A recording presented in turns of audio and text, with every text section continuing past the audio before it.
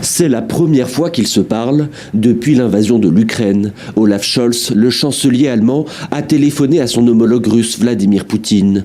Un petit événement à l'échelle de la diplomatie européenne, car le chef du Kremlin était jusqu'alors considéré comme infréquentable.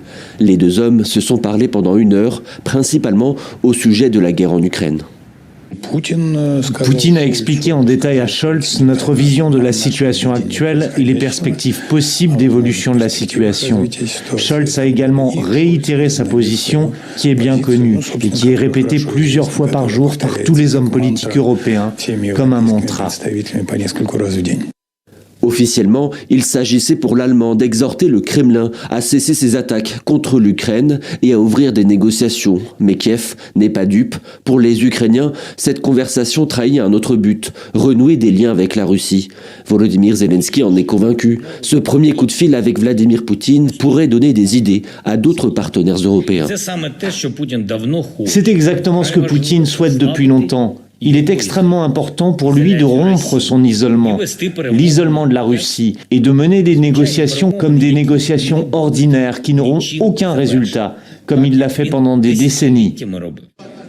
Au sein d'une coalition affaiblie, Olaf Scholz tente aussi à travers cette conversation de regagner en légitimité. Le chancelier allemand veut montrer que l'Europe est toujours présente sur le dossier ukrainien, car l'arrivée de Donald Trump à la Maison-Blanche pourrait rebattre les cartes. Pour autant, de futures négociations officielles avec la Russie sur une éventuelle paix en Ukraine semblent encore très loin. Et pour aller encore plus loin, nous accueillons à présent Ulrich Bouna. Bonsoir. Bonsoir. Et merci d'être avec nous. Vous êtes analyste géopolitique, spécialiste de la Russie, de la communauté des États indépendants et des Balkans, chercheur associé chez Open Diplomacy. Alors, on vient de l'entendre dans son sujet, cet échange téléphonique a provoqué la colère de l'Ukraine. Et en même temps, Volodymyr Zelensky annonce aujourd'hui vouloir la fin de la guerre en 2025 par, dit-il, des moyens diplomatiques. Ça veut dire quoi? Les lignes sont en train de bouger? Alors, ce virage vers la diplomatie, il avait été pris par l'Ukraine déjà, on va dire, depuis le début de l'année 2024, très concrètement, suite à l'échec de la contre-offensive militaire. Les Ukrainiens ont commencé à prendre conscience qu'effectivement, il ne serait pas possible de reprendre l'ensemble des territoires les armes à la main. Et donc, effectivement, ils ont souhaité pousser une solution dite de paix juste, qui viserait finalement à contraindre la Russie à faire des concessions, mais via la diplomatie plutôt que via les armes.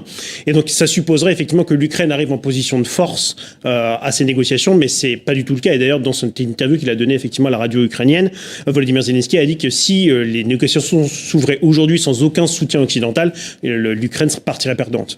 Est-ce qu'il n'y a pas aussi la perspective d'un éventuel retrait, une réduction de l'aide militaire américaine qui a pu justement infléchir la position du président ukrainien? Si, complètement.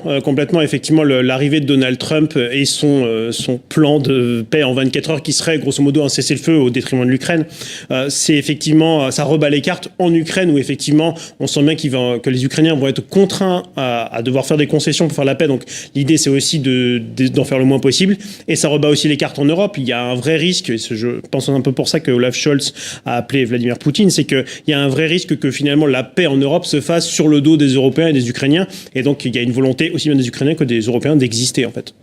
Très concrètement, si des négociations ont lieu demain, quelle sera la position d'une part de l'Ukraine et d'autre part de la Russie? Alors, la position de la Russie est relativement claire. D'ailleurs, Vladimir Poutine l'a redit lors de son entretien avec Olaf Scholz. C'est grosso modo tenir compte des nouvelles réalités, pour reprendre le verbatim de Vladimir Poutine. Les nouvelles réalités territoriales. Exactement, c'est-à-dire grosso modo tout ce que les Russes ont réussi à capturer comme territoire appartient désormais à la Russie, et le reste est grosso modo négociable, avec un objectif géopolitique très clair pour Vladimir Poutine qui est de contrôler l'avenir de l'Ukraine d'une façon ou d'une autre, que ce soit par les armes, que ce soit par le fait que l'Ukraine soit extrêmement faible, ne puisse pas s'allier à l'Occident, etc.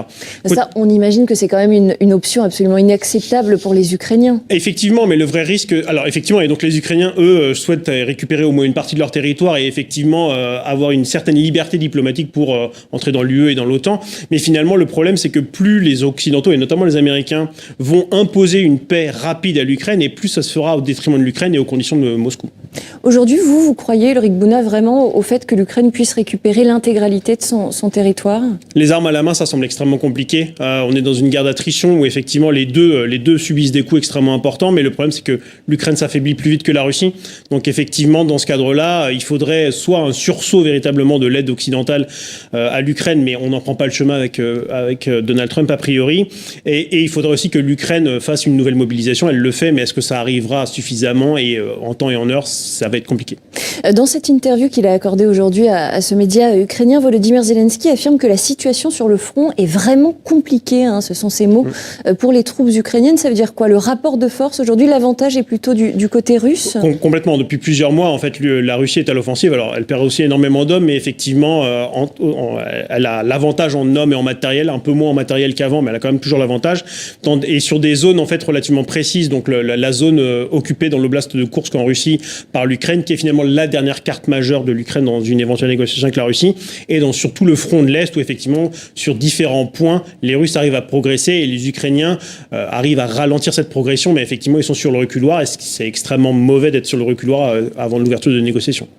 Vous disiez que c'était la dernière carte à jouer justement dans le cadre de négociations, hein, cette présence ukrainienne dans la région russe de Koursk. Est-ce que l'arrivée de soldats, de milliers de soldats nord-coréens pour appuyer justement les troupes russes a changé la donne sur le terrain ou pas tant que ça finalement? Alors, pas tant que ça. Hein. Grosso modo, les Russes recrutent à 20 à 30 000 hommes par mois, donc 10 000 hommes, ça ne change pas grand-chose. Ça permet effectivement une concentration très localisée d'un peu plus de troupes. On parle de 50 000 hommes côté russe, probablement 20 à 30 000 côté ukrainien. Mais effectivement, ce qui fait vraiment la différence, c'est que les Russes probablement vont essayer de récupérer cette zone de territoire avant l'intronisation de Donald Trump le 20 janvier pour retirer justement ce dernier atout du jeu des Ukrainiens. Merci beaucoup, Ulrich Bouna, analyste géopolitique et chercheur associé.